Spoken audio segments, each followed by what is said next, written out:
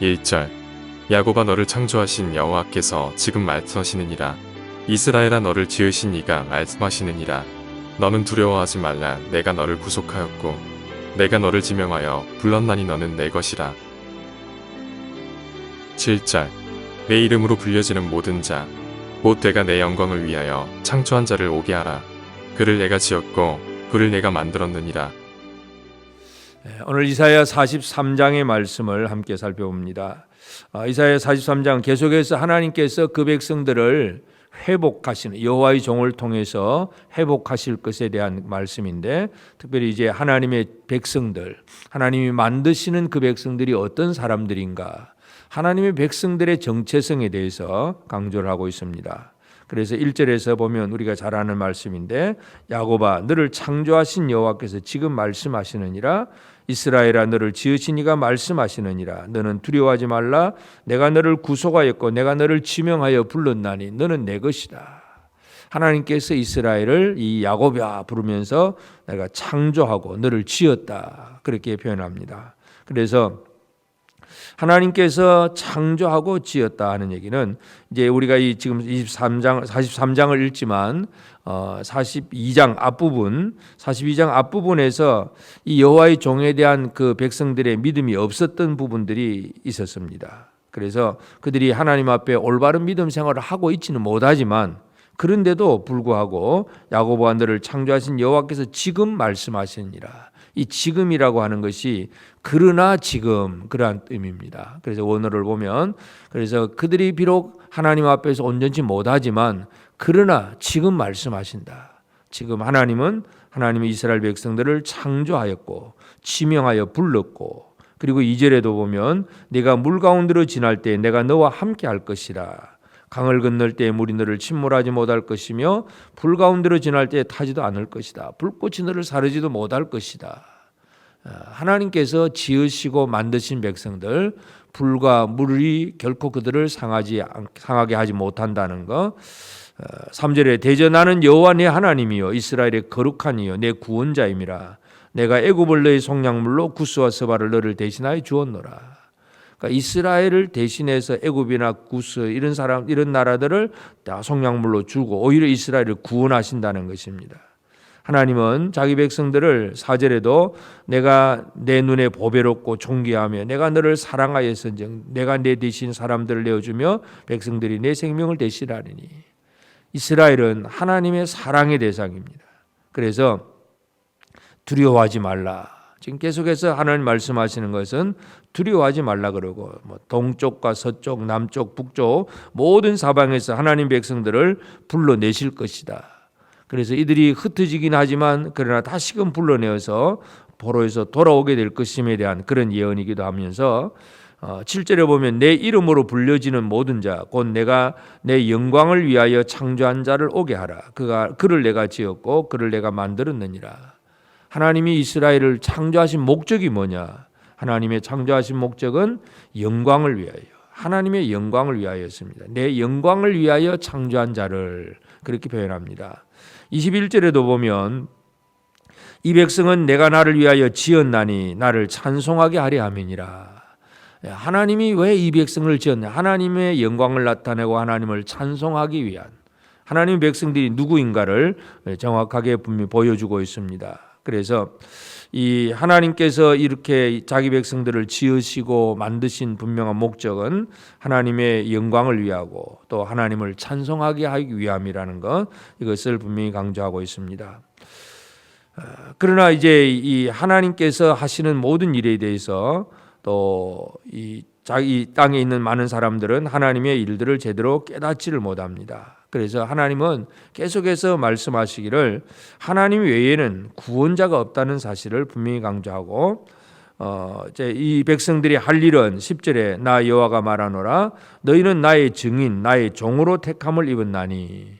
나의 증인이고 나의 종으로 택함을 받았다. 하나님이 자기 백성들을 만드신 것은 바로 하나님의 증인이고 하나님의 종으로 택함 받았고, 이는 너희가 나를 알고 믿으며 내가 그인 줄 깨닫게 하려 함이라. 나의 전에 지음을 받은 신이 없었느니라 나의 후에도 없으리라. 하나님은 유일하신 하나님입니다. 하나님 전에도 신이 없고 하나님 후에도 신이 없습니다. 하나님만이 유일하신 하나님, 살아계신 하나님. 11절 나는 여호와라 나 외에 구원자가 없느니라. 나 외에는 구원자가 없다. 하나님 분명히 얘기하면서 이 구원자를 증언하고 또 이 구원자를 향해서 찬송하고 이렇게 하나님의 영광을 드러내는 것, 이것만이 바로 하나님의 백성들이 해야 할 일이라는 사실을 분명히 강조합니다. 14절에도 보면 너희의 구속자여 이스라엘의 거룩한 이 여호와가 말하노라. 너희를 위하여 내가 바벨론에 사람을 보내어 모든 갈대아 사람에게 자기들이 연락하던 배를 타고 도망하여 내려가게 하리라. 결국 바벨론이 이스라엘을 유다를 침공하고 그들을 멸하게 되지만 그러나 또 바벨론을 멸할 자가 또 생겨나는 것. 하나님께서 이 바벨론 포로의 귀환까지도 지금 이사야를 통해서 예언하고 있는 것을 보게 됩니다. 그래서 이들이 하나님께로 돌아올 때에는 16절에 보면 바다 가운데 길을 큰 물 가운데 지름길을 내고 바다 가운데 길을 낸다. 애굽에서 출애굽할 때 홍해 바다에 길을 내는 것처럼 바로 그러한 표현입니다. 어디에 있든지 백성들이 어디에 있든지 돌아오게 한다는 것. 그래서 구원받은 하나님의 백성들이 된다는 것을 얘기하면서 그 일을 19절에 보면 보라 내가 새 일을 행하리니 새 일이라 그렇게 표현합니다. 새 일을 행하리니 이제 나타낼 것이라. 너희가 그것을 알지 못하겠느냐? 반드시 내가 광야의 길을 사막에 강을 내리라. 그래서 하나님께서 이루시는 새 일, 이것에 대해서 분명히 얘기하면서 그렇게 하나님의 구원과 하나님의 창조와 구원에 대해서 분명히 얘기를 합니다. 그런데 문제는 하나님의 백성들이라고 하는 사람들의 삶의 문제인데 22절 보면 그러나 야곱아 너는 나를 부르지 아니하였고 이스라엘아 너는 나를 괴롭게 여겼다. 하나님을 부르지 않고 오히려 괴롭게 여겼다. 그러면서 번제의 양을 내게로 가져오지 아니하였고 제물로 나를 공경하지 아니하였느니라. 예배가 없다는 얘기입니다. 하나님을 향한 찬양이었고 예배가 없는 것이 바로 이 하나님의 백성이라고 하는 그 사람들의 문제입니다. 또 24절에도 너는 나를 위하여 돈으로 향품을 사지 아니하고 희생의 기름으로 나를 흡족하게 하지 아니하고 내 죄짐으로 나를 수고롭게 하며 내 죄악으로 나를 괴롭게 하였느니라. 그래서 이들이 하나님의 백성이면서도 하나님의 영광을 드러내지 않고 하나님을 찬송하지 않는 그런 생활을 살고 있다는 것입니다. 그럼에도 불구하고 또 은혜의 하나님은 어떤 하나님이냐? 25절 나하고 나는 나를 위하여 네 허물을 도말하는 자니 네 죄를 기억하지 아니하리라. 하나님은 창조주 하나님일 뿐만 아니라 구원자 하나님입니다. 그런데 그 백성들이 죄를 지었습니다. 그런데 또 하나님은 허물을 도말하고 죄를 기억하지 않겠다고도까지도 말씀하시는 하나님입니다. 그래서 26절에 너는 나에게 기억이 나게 하라. 내가 기억나게 하라. 결국은 하나님께 기억이 나게 한다는 얘기는 우리가 하나님을 잊어버리고 하나님과 멀리 떨어져 있으면 우리가 흔히 이웃 사촌이라고 하는 말을 하듯이 눈앞에 가까이 있으면 늘 기억이 납니다. 그런데 멀리 떨어져 있으면 아무리 가까운 친척이라도 멀리 떨어져 있고 1년 내에 연락 한 번도 안 하면 기억을 하지 못합니다. 사람들이. 하나님께서는 나를 기억나게 하라. 하나님과 가까이 하라는 얘기입니다.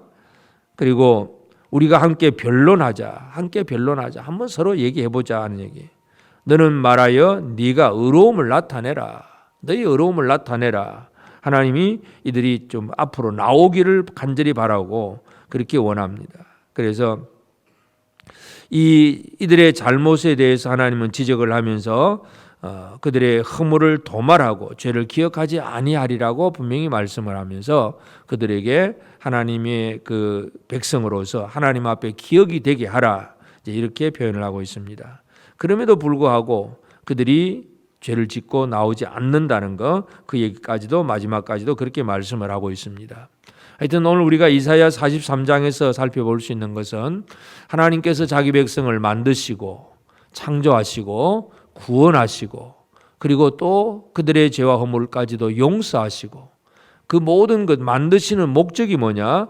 하나님의 영광을 드러내기 위해서 하나님을 찬송하는 백성으로 만들어내시는 것이 하나님이십니다. 지금도 오늘 우리를 향하신 하나님의 뜻이 마찬가지입니다. 왜 하나님이 우리를 구원하셨느냐? 우리가 하나님의 영광을 드러내고 하나님을 찬송하고 또 하나님의 증인으로서 하나님의 일들을 드러내고 선포하는 그런 하나님의 종으로서의 사명을 감당하기 위해서 우리를 부르셨습니다.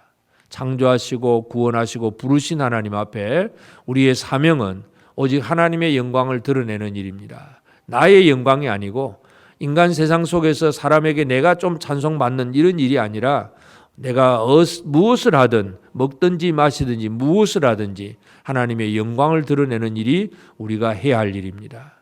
오늘 이 하루도 나는 무엇을 통해서 하나님 앞에 영광을 돌려드릴 수 있는가? 어떻게 하나님 앞에 나와서 예배하며 하나님을 찬송할 수 있는가? 하나님 앞에 올바른 예배와 찬양 이런 삶이 이루어지도록 우리가 온 힘을 다하는 것이 우리가 은혜 받은 백성들로서의 마땅한 생활입니다. 그리고 우리는 하나님의 증인으로서 하나님의 종으로서 하나님이 원하시는 그 일들을 감당하는 것. 그래서 하나님께는 영광을 돌려드리고 사람들에게는 하나님을 선포하고 증언을 통해서 하나님의 백성들을 또 이렇게 많이 만들어가는 복음을 전하는 사명을 제대로 감당하는 것. 이것이 우리가 해야 할 일입니다. 오늘 이 하루도 우리 하나님 앞에서 하나님이 나를 만드신 목적이 무언가? 내가 구원받은 이 상태, 하나님 왜 나를 구원하셨는가? 왜 하나님의 자녀가 되게 하셨는가? 근본적인 우리의 정체성의 문제를 다시 한번 확인하면서 저와 여러분 모두가 오늘도 하나님의 백성답게 하나님께는 영광을 돌리고 하나님을 찬양하면서 하나님의 증인으로서 하나님의 종으로서 하나님의 영광을 모든 이웃들에게 선포하고 드러내는 사명을 잘 감당하는 우리 모두가 되어지기를 주의 이름으로 축복합니다. 기도하겠습니다. 이제 오늘 받은 말씀으로 함께 기도하겠습니다. 자기 백성을 창조하시고 구원하신 하나님을 찬양합니다. 하나님의 지으신 목적대로 나의 모든 삶이 오직 하나님의 영광이 되고 하나님을 찬양하는 삶이 되게 하옵소서. 하나님을 공경하며 의를 나타내는 하나님의 증인이며 종으로서의 사명을 감당하게 하셔서 하나님께 기억이 되는 삶을 살게 하옵소서. 함께 기도하겠습니다.